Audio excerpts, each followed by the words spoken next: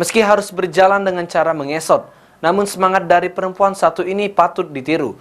Penyandang disabilitas yang sehari-hari berjualan sayuran dengan penuh semangat melakukan aktivitas sehari-harinya.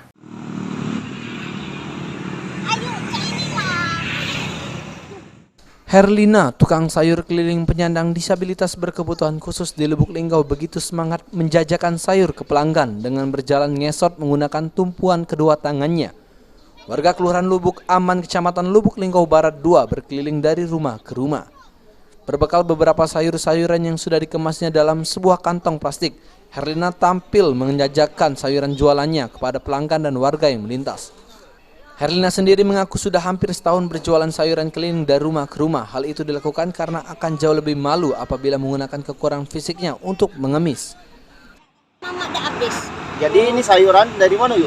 Mama nyambut dalam pasar. Kemudian? Udah habis deh, aku jualnya. Oh, jualnya. Leleng. Leleng cek nih lah, leleng ada yang masuk situ. Oh, merangkak yuk? Iya mangkak. Oh. Ada di roda karena aku malu, aku lemak jalan cek ini. Jalan cek ini. Kenapa Bu lebih lemak jalan cek ini?